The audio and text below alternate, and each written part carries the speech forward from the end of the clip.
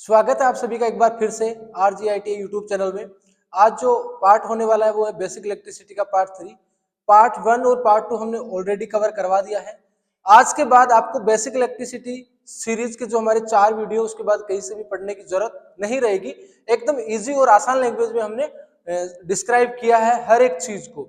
जो भी आपके कॉम्पिटिटिव एग्जाम में क्वेश्चंस पूछे जाते हैं उनको हमने इसमें जो कंटेंट है उसको कवर करवाया है।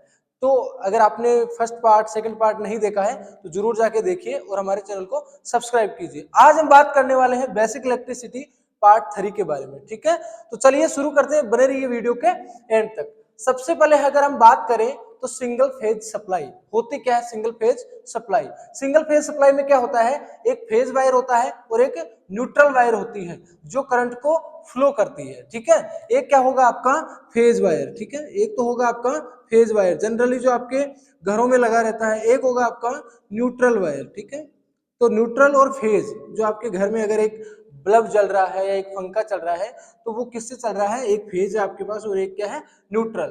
तो सिंगल फेज नाम से पता चल रहा है इसमें फेज का वायर क्या होगा, सिंगल या एक ही फेज का वायर होने वाला है। एक फेज होगा और एक न्यूट्रल होगा। वोल्टेज की बात की जाए तो सिंगल फेज पावर सप्लाई में वोल्टेज कितना होता है, तो वो होता है आपका 220 वोल्टेज एसी और फ्रीक्वेंसी होती है इसकी 50 हर्ट्ज। ठीक है, इतना आपको ध्यान रखना है।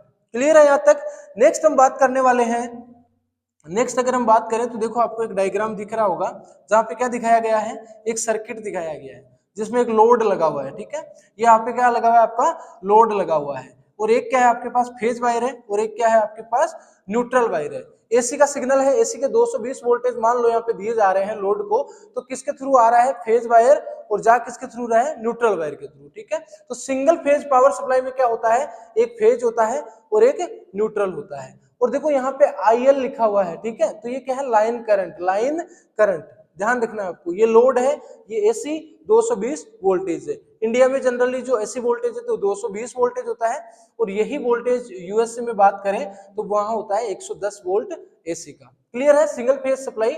नेक्स्ट हम बात करने वाले हैं इस वर्किंग। ठीक है, किसकी working, single phase power supply की। जैसा कि आपको एक यहाँ पे साइनोसोडल वेव दिख रही है। ठीक है, इसमें साइन वेव, साइनोसोडल वेव के रूप में करंट फ्लो होता है। वोल्टेज बढ़ता और घटता रहता है। कैसे बढ़ता और घटता रहता है, जो आपका साइन वेव है वो पहले मैक्सिमम तक जा रहा है। ठीक है, फिर वापस वो जीरो हो रहा है, फिर वो मैक्सिमम पर जा रहा है, फिर वापस जीरो हो रहा है। तो वोल्टेज क्या है, अप डाउन हो रहा है, अप हो रहा है, फिर डाउन हो रहा है, फिर अप हो रहा है, फिर डाउन हो रहा है। तो इसमें जो वोल्टेज है वो घटता बढ़ता रहता है, जिससे पावर सप्लाई में क्या हो सकता है, उतार चढ़ाव हो सकता है। ये आपका साइनोसोडल वेव है और सिंगल फेज एसी सप्लाई इसी तरीके से वर्क करता है। इतना आपको ध्यान रखना है। क्लियर है यहाँ तक आपको। नेक्स्ट अगर बात करें तो हम बात करने वाले हैं इसके उपयोग। किसके उपयोग, सिंगल फेज पावर सप्लाई के उपयोग। अगर आपके घरों में जो भी होम अप्लायंसेस लगे हुए हैं, लाइक आपके पंखा है, बल्ब है, तो वो किससे चल रहे हैं, टीवी, फ्रिज आदि उपकरण किससे चल रहे हैं, सिंगल फेज पावर सप्लाई से। ठीक है, कम पावर वाली जितनी भी मशीनें हैं उनके लिए हम क्या करेंगे, जिनके पावर कम है, जिनको इलेक्ट्रिसिटी कम चाहिए या यूं कह लीजिए वोल्टेज जिनको कम चाहिए, वो भी किस पे वर्क करेगी, सिंगल फेज पावर सप्लाई पे। ठीक है, तो बात करते हैं इसके एडवांटेजेस क्या होते हैं। जो आपका सिंगल फेज पावर सप्लाई है उसके फायदे क्या होते हैं और उसके नुकसान क्या होते हैं। सबसे पहले अगर हम बात करें कि इसके फायदे क्या है सिंगल फेज पावर सप्लाई के, तो इसमें देखो यहाँ पे लिखा है कम तारों की जरूरत। जो हमारे पास वायर्स है वो बहुत ही कम जरूरत रहती है उनकी। क्यों, क्योंकि एक हमारे पास सिंगल फेज में एक हमारे पास फेज का वायर रहता है और दूसरा न्यूट्रल का वायर रहता है। तो इसलिए क्या होता है, जो इसका इंस्टॉलेशन है वो क्या हो जाता है, सस्ता हो जाता है। क्यों, क्योंकि वायर ही हमारे पास कितने हैं, 2 वायर है। ठीक है, फेज और न्यूट्रल।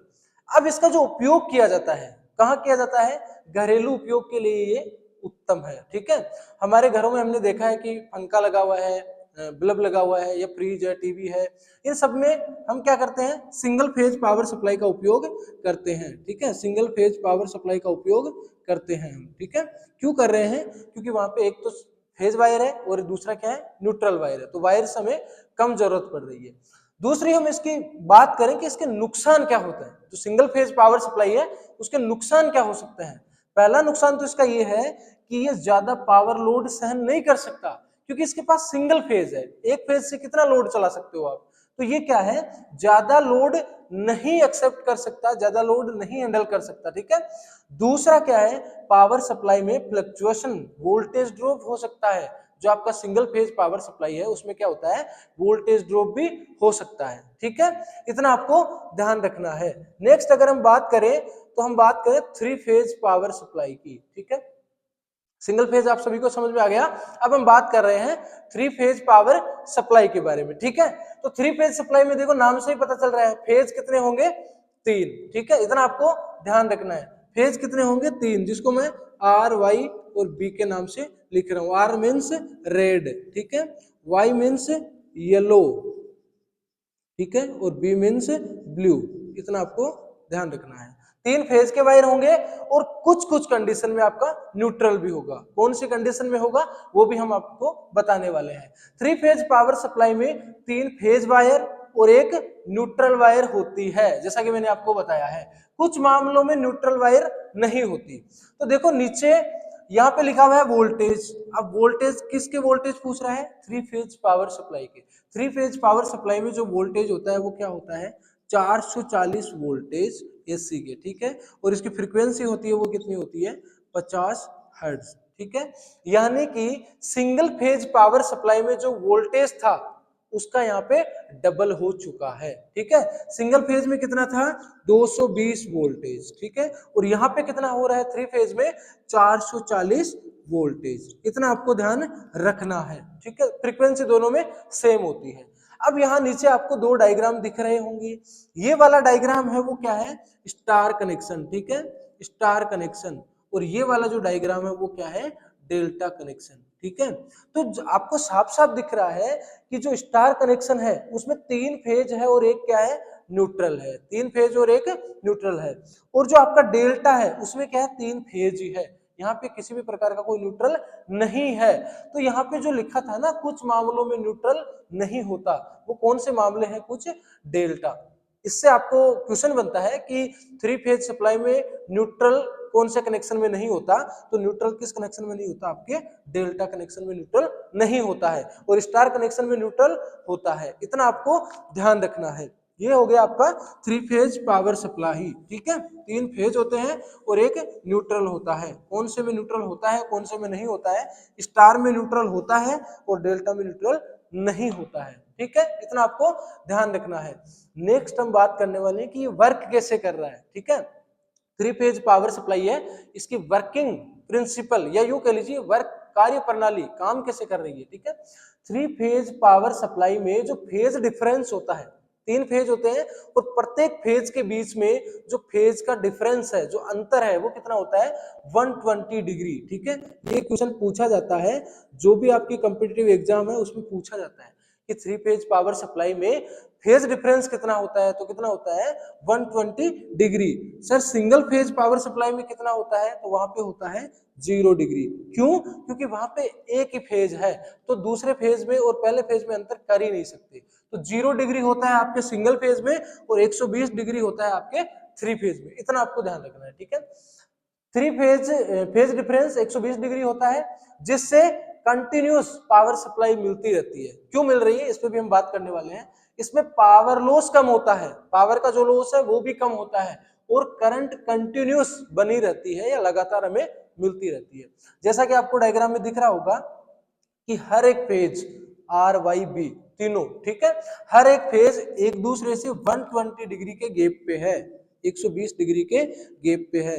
अगर कोई फेज 0 डिग्री से स्टार्ट हो रहा है तो दूसरा फेज उसी मोमेंट में -120 डिग्री से स्टार्ट हो रहा है और तीसरा 120 डिग्री से स्टार्ट हो रहा है। यानी ये कह लीजिए कि तीनों में जो फेज डिफरेंस है वो 120 डिग्री का रहने वाला है, ठीक है। एक फेज एक समय पे 0 है तो उस टाइम दो दूसरे फेज वो 0 नहीं हो सकते। इसका मतलब क्या हुआ कि तीनों फेज 120 डिग्री के फेज डिफरेंस पे है, ठीक है। जैसे आपको डायग्राम में दिख रहा होगा, रेड वाला यहाँ से स्टार्ट हुआ है 0 से, तब उस मोमेंट में ये वाला प्लस से स्टार्ट है और ये वाला माइनस से स्टार्ट है। तीनों कभी भी 0 से स्टार्ट नहीं हो सकते, ठीक है। और यही कारण है कि इसमें पावर लॉस क्या है, कम होता है और करंट हमें क्या है, कंटिन्यूस मिलती रहती है। क्यों मिलती रहती है, क्योंकि इसमें जो फेज डिफरेंस है वो कितना होता है, 120 डिग्री या 120 डिग्री का होता है। इतना आपको ध्यान रखना है। नेक्स्ट अगर हम बात करें कि इसके उपयोग कहाँ है, ठीक है। सिंगल फेज के उपयोग कहाँ बताए थे?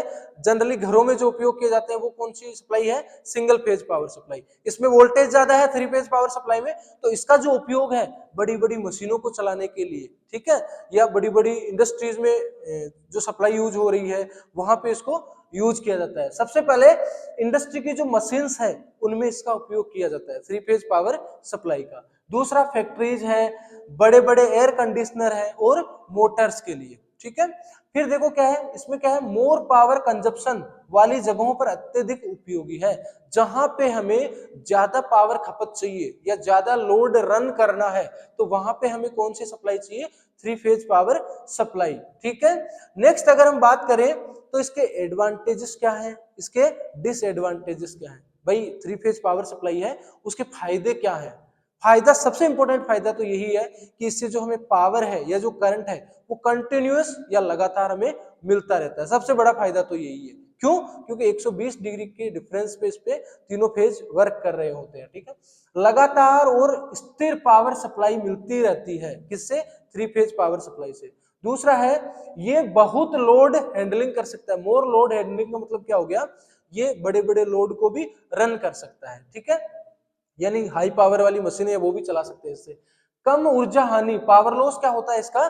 कम होता है। ये इसका लाभ है या इसके फायदे हैं, ठीक है, ये ध्यान रखना है आपको। नेक्स्ट इसके नुकसान क्या है? नुकसान देखो क्या है, इंस्टॉलेशन और मेंटेनेंस महंगा होता है। सीधी सी बात है, थ्री फेज है तो वायरिंग भी ज्यादा होगी, तो इसका जो मेंटेनेंस है, जो इंस्टॉलेशन है वो भी क्या होगा? कॉस्टली होगा या महंगा होगा, ठीक है। दूसरा क्या है, वायरिंग और इक्विपमेंट की संख्या अधिक होती है। जो वायरिंग है और जो इसमें इक्विपमेंट्स लगे हैं उनकी संख्या भी क्या हो जाएगी? ज्यादा हो जाएगी। तो ये भी क्या है, इसका एक नुकसान है या इसका डिसएडवांटेज है, इतना आपको ध्यान रखना है। अब मैं आपको एक टेबल दिखाने जा रहा हूं जिसमें आपको दोनों में क्या है, डिफरेंस दिख रहा है। किसमें? सिंगल फेज और थ्री फेज पावर सप्लाई में, ठीक है। पहले अगर हम बात करूं कि number of wires, single phase में कितने वायर होते हैं, थ्री फेज में कितने वायर होते हैं, तो सिंगल फेज में क्या है, एक फेज होता है और एक न्यूट्रल होता है। थ्री फेज में क्या होंगे? तीन फेज होंगे और एक न्यूट्रल वायर होगा, ठीक है। ये तो होगी वायरों की संख्या, number of wires in each power supply, या यूं कह लीजिए सिंगल फेज और थ्री फेज में कितने वायर्स की संख्या होती है, इतना ध्यान रखिए आप। दूसरा है वोल्टेज, वोल्टेज कितना होता है? सिंगल फेज पावर सप्लाई में जो वोल्टेज है वो कितना होता है? 230 वोल्टेज, ठीक है। और थ्री फेज पावर सप्लाई में कितना होता है? 440 या 420। जो स्टैंडर्ड है वो कितना होता है? 410 से 460 वोल्टेज, इसके बीच में भी दिखा दिया जाता है। कई बार इसको 440 वोल्टेज भी मेजर किया जाता है या माना जाता है, तो आप इसको 440 वोल्टेज ले लेना है या मान लेना है, ठीक है, इतना आपको ध्यान रखना है। फिर है पावर फ्लो। जो पावर फ्लो है वो किस तरीके से होता है? सिंगल फेज पावर सप्लाई में फ्लक्चुएशन होता है, उतार चढ़ाव होता है, और जो थ्री फेज पावर सप्लाई है उसमें क्या है? कंटिन्यूअस हमें पावर मिलती रहती है, ठीक है। और इफिशियंसी, दक्षता किसकी ज्यादा है? तो दक्षता सिंगल फेज की कम है और थ्री फेज की ज्यादा है। लो किसकी है? सिंगल फेज की, और हाई किसकी है? थ्री फेज की। उसके बाद पावर लॉस, पावर का लॉस किस में ज्यादा होता है? सिंगल फेज में ज्यादा पावर लॉस होता है और थ्री फेज में कम पावर लॉस होता है। लोड की अगर बात करें, अप्लायंसेस के उपकरणों की अगर बात करें कौन से हैं, तो इसमें जो घरेलू उपकरण है वो रन किए जाते हैं, वो चलाए जाते हैं, यानी जो घर में सप्लाई यूज कर रहे हैं वो कौन सी सप्लाई है? सिंगल फेज पावर सप्लाई, ठीक है। और ये जो है थ्री फेज पावर सप्लाई, ये फैक्ट्रीज में और मशीन्स में उपयोग की जाने वाली पावर सप्लाई है, ठीक है। तो थ्री फेज पावर सप्लाई आपके कहाँ यूज की जाती है? जो आपकी इंडस्ट्री हो गई या बड़े बड़े मशीन्स है, मोटर है, उनको रन करने के लिए कौन सी सप्लाई का उपयोग किया जाता है? थ्री फेज पावर सप्लाई का, ठीक है, इतना आपको ध्यान रखना है।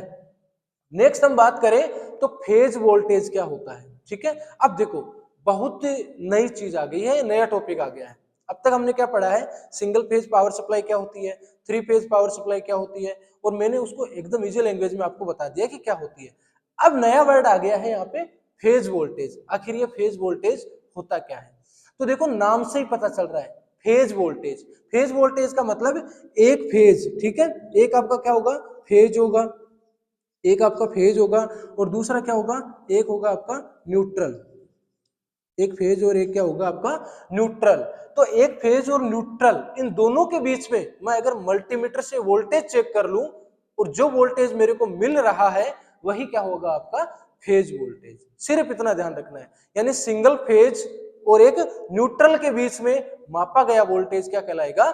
Phase voltage. ठीक है, फेज वोल्टेज वह वोल्टेज होता है जो किसी भी फेज वायर और न्यूट्रल के बीच मापा जाता है। ठीक है, तो देखो अगर मैं बात करूं सिंगल फेज पावर सप्लाई की, ठीक है, सिंगल फेज पावर सप्लाई की, तो इसमें जो फेज वोल्टेज है वो कितना होता है, सिंगल फेज पावर सप्लाई इसमें कितना होगा।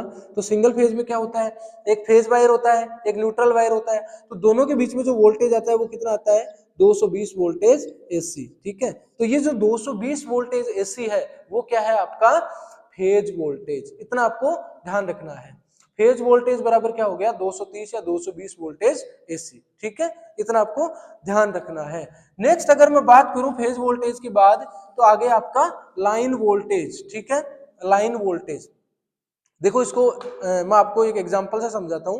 आपने आपके घर में या घर के आसपास कहीं भी आपने पोल देखे होंगे जिसके ऊपर से इलेक्ट्रिसिटी जा रही है, ठीक है, या बिजली के वायर्स जा रहे हैं। तो मान लो हमारे यहाँ से घर के बाहर से 3 वायर की एक लाइन गई है, ठीक है, जिसको मैं कह रहा हूं कि ये 11 केवी की लाइन है। ठीक है, 11 केवी की लाइन है। तो मेरे तीनों जो वायर्स है, अगर मैं इसको फेज 1 बोलता हूं, इसको फेज 2 बोलता हूं, इसको मैं फेज 3 बोलता हूं, तो प्रत्येक वायर में कितना वोल्टेज जा रहा है, 11 केवी या 11,000 वोल्टेज। ठीक है, तो अगर मैं फेज 1 और फेज 2 के बीच में, फेज 1 और फेज 2 के बीच में वोल्टेज मेजर कर रहा हूं, तो वो मेरा क्या कहलाएगा, लाइन वोल्टेज। ठीक है, क्योंकि इसमें जो तीनों फेज है उनको मैं क्या कह रहा हूं, लाइन 1, लाइन 2, लाइन 3, या फेज 1, फेज 2, फेज 3।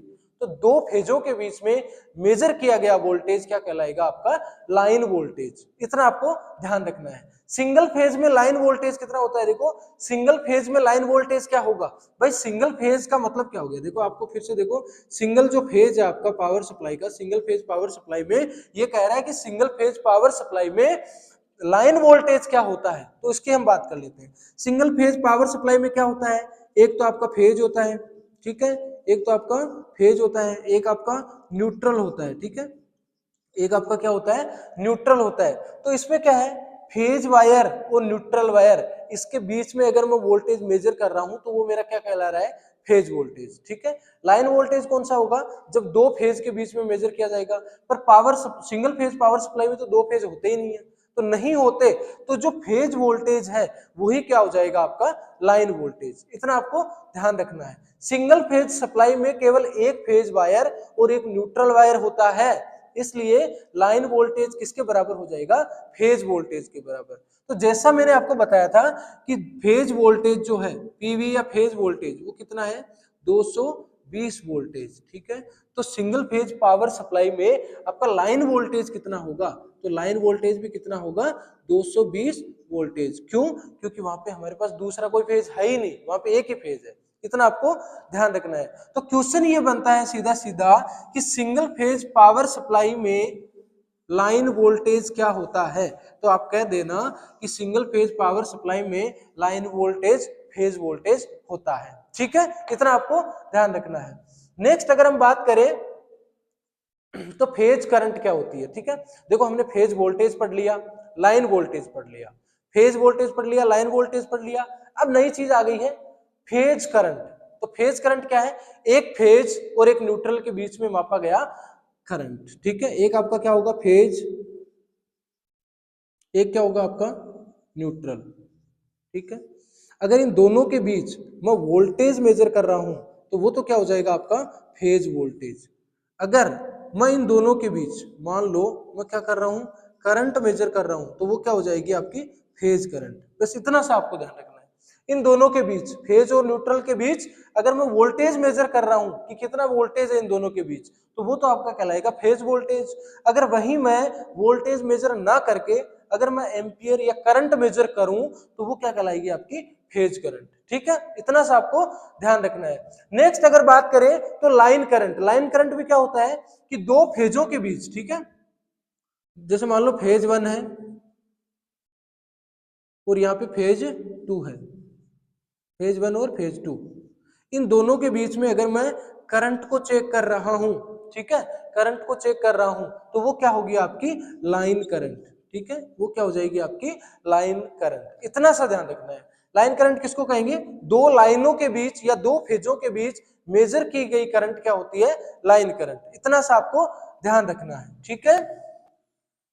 तो ये हो गया आपका लाइन करंट क्या होता है, फेज करंट क्या होता है। नेक्स्ट देखो, यहाँ पे मैंने सब कुछ एक बार फिर से रिपीट कर दिया है ताकि आपको अच्छे से क्लियर हो सके। फेज वोल्टेज क्या होता है?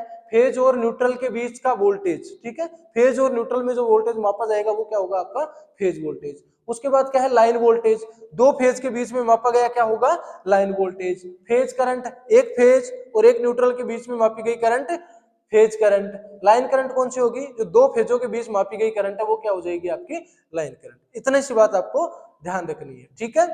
नेक्स्ट हम बात करने वाले हैं आपका जो सेमीकंडक्टर मटेरियल है, आपका इंसुलेटर है, आपका कंडक्टर है, उन सब के हम बारे में बात करने वाले हैं। तो सबसे पहले हमारे पास क्या आ गया है? इंसुलेटर। इंसुलेटर जिसको हिंदी में क्या कहते हैं? कुचालक, ठीक है। जिसको क्या कहते हैं? कुचालक। और तीसरा नाम इसका एक और होता है, उसको क्या कहते हैं हम? अचालक, ठीक है। ये भी उसको कह देते हैं। इंसुलेटर कह लो, कुचालक कह लो या अचालक कह लो, तीनों चीज कहते हैं, ठीक है। इंसुलेटर होते क्या है? बेसिकली देखो मैं आपको बताऊं इंसुलेटर क्या होते हैं।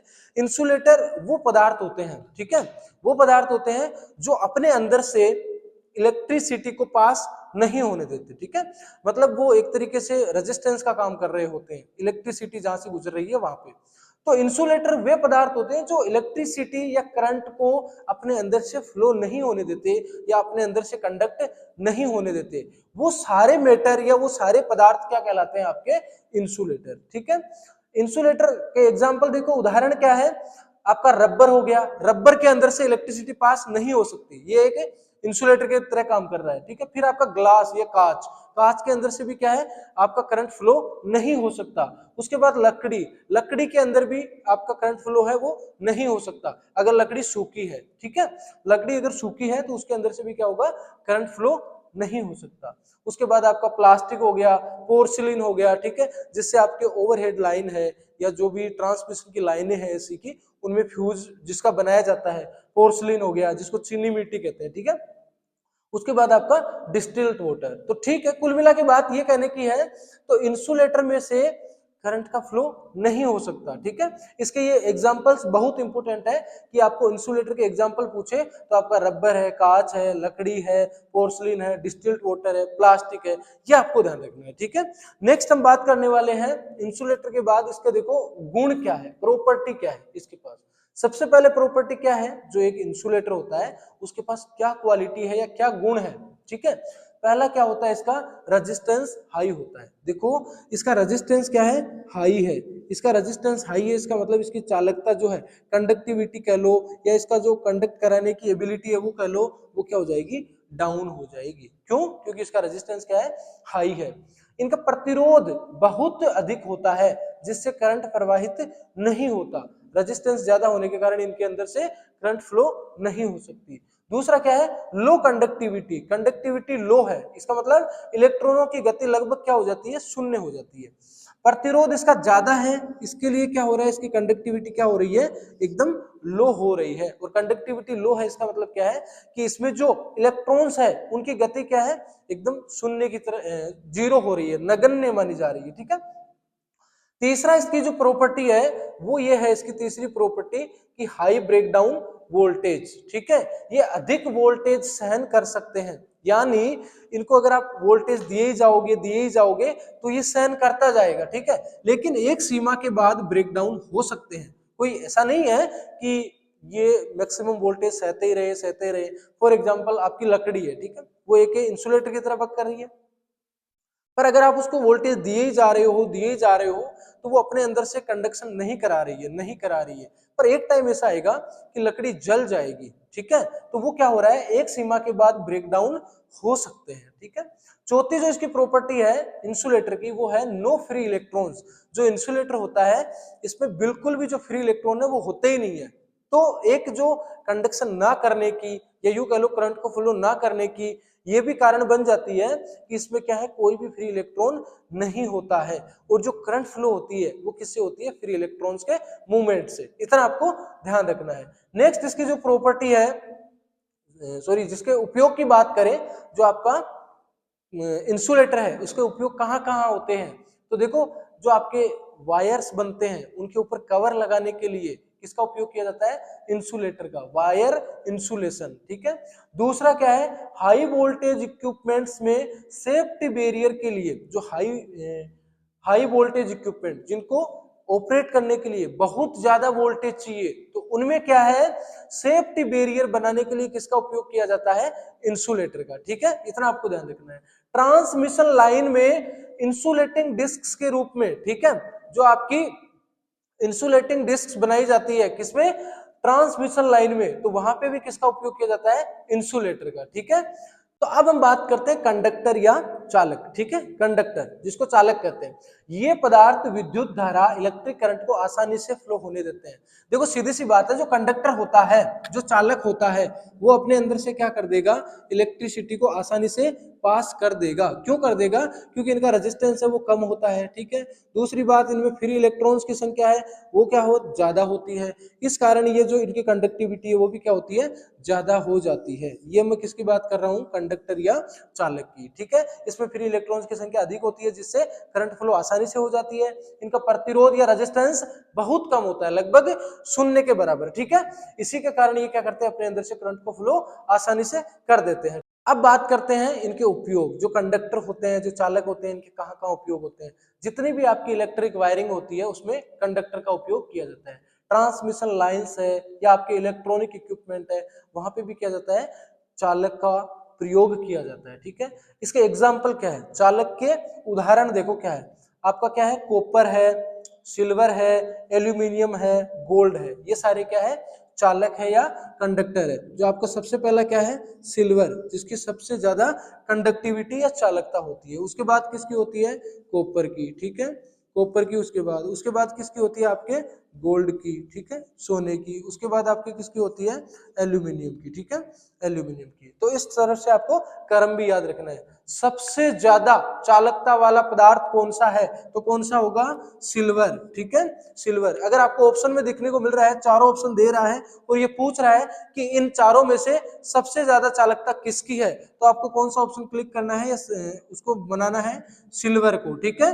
अगर सिल्वर नहीं है बाई डिफॉल्ट अगर ऑप्शन में, तो फिर आपको कॉपर पे जाना है, दोनों ही नहीं है तो गोल्ड पे जाना है, तीनों ही नहीं है तो एल्यूमिनियम पे जाना है। ये क्रम आपको ऐसे ही याद रखना है, ठीक है। नेक्स्ट अगर हम बात करें तो हम बात करते हैं सेमीकंडक्टर की, ठीक है। तो सेमीकंडक्टर क्या होता है, देखो एक होता है इंसुलेटर, ठीक है, एक होता है इंसुलेटर, जिसको क्या बोलते हैं, अचालक या कुचालक, ठीक है, अचालक या कुचालक। दूसरा हमने पढ़ा कंडक्टर, ठीक है, कंडक्टर ये क्या होता है, चालक, ठीक है, या फिर सुचालक, ठीक है, चालक या सुचालक। इसके एग्जाम्पल आपको याद है, जैसे आपका लकड़ी हो गया, रबर हो गया, ग्लास हो गया, ये सारे किसके एग्जाम्पल है, इंसुलेटर के। सिल्वर हो गया, कॉपर हो गया, एल्यूमिनियम हो गया, ये सारे किसके हैं, कंडक्टर के। तो मैं आपको ये कह रहा हूं सेमीकंडक्टर का मतलब है कि इन दोनों के बीच की जो स्थिति में रहता है वो कौन सा होता है, सेमीकंडक्टर, ठीक है। सेमीकंडक्टर वे पदार्थ होते हैं जो कंडक्टर और इंसुलेटर के बीच की स्थिति में होते हैं, ठीक है। इनका प्रतिरोध क्या है, कंडक्टर से अधिक होता है और इंसुलेटर से कम होता है। जो इनका प्रतिरोध है वो क्या होगा, सेमीकंडक्टर मटेरियल का जो प्रतिरोध है, रेजिस्टेंस है, वो क्या हो जाएगा, कंडक्टर से, देखो यहाँ पे साफ साफ लिखा है, कंडक्टर से क्या होगा, ज्यादा, ठीक है, और इंसुलेटर से क्या हो जाएगा, कम, ठीक है, इंसुलेटर से क्या हो जाएगा, कम। टेम्परेचर बढ़ने पर इनकी कंडक्टिविटी बढ़ जाती है, ठीक है। सेमीकंडक्टर मटेरियल है, इसमें अगर आप तापमान बढ़ाओगे, तापमान अगर बढ़ाओगे तो इनमें जो कंडक्टिविटी है वो क्या हो जाएगी, बढ़ जाएगी, ठीक है, कंडक्टिविटी क्या हो जाएगी, बढ़ जाएगी। और अगर कंडक्टिविटी बढ़ रही है तो रेजिस्टेंस या प्रतिरोध क्या हो जाएगा, घट जाएगा। इतना आपको ध्यान रखना है, ठीक है। नेक्स्ट इसके एग्जांपल्स की बात करें कि सर सेमीकंडक्टर के कौन कौन से एग्जाम्पल होते हैं, तो सेमीकंडक्टर के एग्जाम्पल की बात करें तो सबसे पहला जो सेमीकंडक्टर है वो कौन सा है, आपका सिलिकॉन, ठीक है, सिलिकॉन। दूसरा आपका जर्मेनियम हो गया, फिर आपका गैलियम आर्सेनाइड हो गया, फिर आपका कार्बन हो गया। जनरली जो आपको पूछा जाता है एग्जाम में सिलिकॉन और जर्मेनियम के बारे में, जिसका सबसे ज्यादा उपयोग भी किया जाता है, ठीक है। कोई भी आपका सेमीकंडक्टर डिवाइस है उसको बनाने के लिए जिसका उपयोग किया जाता है वो कौन सा है, आपका सिलिकॉन और जर्मेनियम, ठीक है। इनका उपयोग कहाँ होता है? जो आपके ट्रांजिस्टर है, डायोड है, माइक्रोचिप्स है, ये जितने भी सेमीकंडक्टर कंपोनेंट हैं, ट्रांजिस्टर हो गया, डायोड हो गया, माइक्रोचिप हो गया, इनको बनाने के लिए किसका उपयोग किया जाता है? सिलिकॉन का। ठीक है, एग्जांपल्स क्या है? सिलिकॉन है, जर्मेनियम है, गैलियम आर्सेनाइड है आदि। ठीक है, इतना आपको ध्यान रखना है। नेक्स्ट अगर हम बात करें तो आपका एनर्जी गैप क्या होता है? ठीक है, एनर्जी गैप, जिसका दूसरा नाम क्या कहते हैं? Forbidden gap. ठीक है, हिंदी में ऊर्जा अंतराल कहते हैं और इंग्लिश में एनर्जी गैप कहते हैं। अब आपको एक बार क्वेश्चन में ये क्वेश्चन भी पूछा जाता है कि एनर्जी गैप का दूसरा नाम क्या है? जो आपका ये एनर्जी गैप है, ऊर्जा अंतराल है, इसका दूसरा नाम क्या है? तो वो क्या है? Forbidden gap. ठीक है, एनर्जी गैप होता क्या है? वह न्यूनतम या मिनिमम एनर्जी होती है जो किसी इलेक्ट्रॉन को कंडक्शन बैंड में जाने के लिए चाहिए। ठीक है, एक होता है आपका वैलेंस बैंड, ठीक है, एक होता है आपका वैलेंस बैंड, एक होता है आपका कंडक्शन बैंड। ठीक है, कंडक्शन बैंड। तो यहां से इलेक्ट्रॉन को यहां जाने के लिए, एक इलेक्ट्रॉन है वैलेंस बैंड में, क्या है? एक इलेक्ट्रॉन है, उस इलेक्ट्रॉन को कहां जाना है? कंडक्शन बैंड में। ठीक है, कंडक्शन बैंड में उसको जाना है, तो जाने के लिए जाहिर सी बात है कि एनर्जी चाहिए। ठीक है, तो उस एनर्जी को क्या कहते हैं? Energy gap. ठीक है, ताकि करंट फ्लो हो सके या ताकि करंट फ्लो में वो इलेक्ट्रॉन भाग ले सके, यानी कि ये इलेक्ट्रॉन यहां से यहां जाएगा तभी क्या होगी? आपकी करंट फ्लो होगी। इतना आपको ध्यान रखना है। ठीक है, नेक्स्ट हम बात करते हैं कि जो आपका ऊर्जा अंतराल है या एनर्जी गैप है वो कितने प्रकार का होता है? तो पहला तो होता है, देखो, नैरो बैंड गैप और दूसरा है आपका वाइड बैंड गैप। यानी इसमें जो एनर्जी गैप है वो छोटा है और इसमें वाइड मतलब चौड़ा है। ठीक है, इतना आपको ध्यान रखना है। ऐसे पदार्थ जिनमें एनर्जी गैप नैरो होता है वे करंट को आसानी से फ्लो कर सकते हैं। देखो यहाँ पे आपका क्या हो गया? CB conduction band. ठीक है, यहाँ पे आपका क्या हो गया? वीबी वैलेंस बैंड। ठीक है, तो इनमें जो ये गैप है ये क्या है? कम। ठीक है, दूसरा अगर मैं बनाऊं यहाँ पे, ये हो गया आपका सीबी कंडक्शन बैंड और यहाँ पे ये क्या हो गया? आपका वीबी वैलेंस बैंड। ठीक है, अब जो यहाँ पे गैप है वो क्या है? ज्यादा है। यहाँ पे गैप क्या है? कम है और यहाँ पे गैप क्या है? ज्यादा है। तो जो ये ज्यादा गैप है उसको क्या बोल रहे हैं हम? वाइड बैंड गैप, और जो कम है उसको क्या बोल रहे हैं? Narrow band gap. ठीक है, अच्छा, ये वाला किस में होता है और ये वाला किस में होता है? जो आपका सेमीकंडक्टर मटेरियल है और आपका कंडक्टर है, दोनों सेमीकंडक्टर और कंडक्टर, कंडक्टर में तो बिल्कुल नाक के बराबर ही होता है, दोनों एक दूसरे पे ओवरलैप करता है। ठीक है, और सेमीकंडक्टर मटेरियल उसमें क्या है? ये नैरो होता है और ये किस में होता है? इंसुलेटर में। ठीक है, इंसुलेटर में जो आपके कुचालक होते हैं उनमें क्या है? जो ये गैप है बहुत ज्यादा होता है। ठीक है, एनर्जी गैप नैरो होता है, वे करंट को आसानी से फ्लो कर सकते हैं, जैसे सेमीकंडक्टर। ठीक है, सेमीकंडक्टर क्या है? करंट को आसानी से फ्लो कर सकते हैं। और इंसुलेटर में क्या होता है? ये बहुत ज्यादा होता है एनर्जी गैप, इसलिए वो करंट को अपने अंदर से फ्लो करवा ही नहीं सकते, क्योंकि यहां से यहां इलेक्ट्रॉन जाने के लिए जो एनर्जी चाहिए वो रिक्वायर्ड एनर्जी एक इलेक्ट्रॉन के पास है ही नहीं। क्यों? क्योंकि वैलेंस बैंड है वो बहुत दूर हो जाता है कंडक्शन बैंड से। ठीक है, नेक्स्ट देखो मैं आपको बताता हूं, सिलिकॉन में जो वैलेंस बैंड है, सॉरी, सिलिकॉन में जो एनर्जी गैप है वो कितना होता है? जर्मेनियम में जो एनर्जी गैप है वो कितना होता है? ठीक है, तो नेक्स्ट हम बात करने वाले हैं एनर्जी गैप इन सेमीकंडक्टर। ठीक है, सेमीकंडक्टर में जो सिलिकॉन का एनर्जी गैप है वो कितना होता है? 1.1 इलेक्ट्रॉन वोल्ट। ठीक है, जो आपका टेक्नीशियन का जो भी एग्जाम है, लाइक आपका बारक है, इसरो है, डीआरडीओ है, भेल है, सेल है, उसमें ये पूछा जाता है कि सेल जो आपका सिलिकॉन है, सेमीकंडक्टर सिलिकॉन, उसका ऊर्जा अंतराल कितना होता है? तो मैंने यहाँ पे देखो पहले से ही फ्रेम कर रखा है, इसका जो ऊर्जा अंतराल है वो कितना होता है? 1.1 इलेक्ट्रॉन वोल्ट। ठीक है, कितना होता है? 1.1 इलेक्ट्रॉन वोल्ट। और जो ये इलेक्ट्रॉन वोल्ट है वो क्या है? इसका यूनिट है या फिर क्या है? मात्रक है। ठीक है, और इसी प्रकार जर्मेनियम का कितना होता है? 0.66 इलेक्ट्रॉन वोल्ट। ठीक है, तो आपके सामने एक ऐसा क्वेश्चन भी फ्रेम हो सकता है कि निम्न में से या नीचे दिए गए ऑप्शन में कौन से सेमीकंडक्टर का सबसे कम ऊर्जा अंतराल होता है और उसमें अगर सिलिकॉन भी है और जर्मेनियम भी है तो आप क्या करके आओगे, जर्मेनियम। ठीक है, जर्मेनियम का कम होता है और उससे थोड़ा सा ज्यादा किसका होता है, सिलिकॉन का। तो ये होता है सिलिकॉन और जर्मेनियम का एनर्जी गैप या ऊर्जा अंतराल। ठीक है, अब हम बात करते हैं एनर्जी गैप के डायग्राम के बारे में। तो देखो यहाँ पे आपको साफ साफ दिख रहा है, मेटल है, सेमीकंडक्टर है, इंसुलेटर है। मेटल माने कुचालक, सेमीकंडक्टर अर्धचालक, इंसुलेटर कुचालक। ठीक है, तीनों में क्या है, एक साइड से आपकी एनर्जी दिख रही है।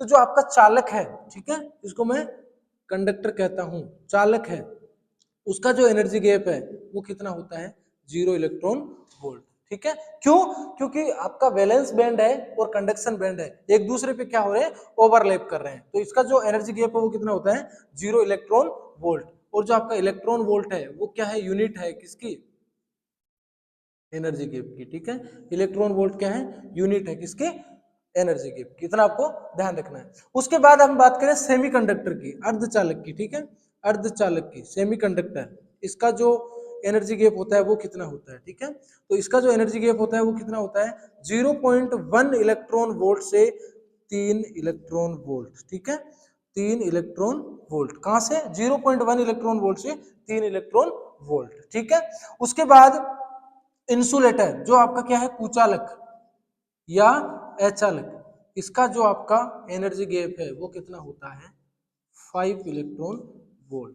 ठीक है, कोई भी कॉम्पिटिटिव एग्जाम देख लो, आपको तीनों में से एक क्वेश्चन आपको पूछा जाएगा कि आपका जो इंसुलेटर है उसका एनर्जी गैप कितना होता है, या फिर कंडक्टर है उसका एनर्जी गैप है वो कितना होता है, या फिर आपका सेमीकंडक्टर है उसका एनर्जी गैप कितना होता है। और सेमीकंडक्टर में सिलिकॉन का मैंने आपको बताया था कितना होता है, 1.13 इलेक्ट्रॉन वोल्ट। ठीक है, और जर्मेनियम का कितना होता है, 0.66 इलेक्ट्रॉन वोल्ट। ठीक है, तो 5 क्वेश्चन आपको एक ही फ्रेम से या एक ही स्लाइड से आपको क्लियर हो चुके हैं। ठीक है, तो ये था हमारा बेसिक इलेक्ट्रिसिटी का पार्ट 3, जिसमें हमने सिंगल फेज पावर सप्लाई क्या होती है, 3 फेज पावर सप्लाई क्या होती है, सेमीकंडक्टर, इंसुलेटर, कंडक्टर, इन सब के बारे में पढ़ा है। आई होप आपको ये वीडियो पसंद आया है। अगर पसंद आया है तो चैनल को सब्सक्राइब कीजिए और फ्रेंड्स के साथ वीडियो को शेयर कीजिए। मिलते हैं नेक्स्ट वीडियो में, तब तक के लिए टेक केयर।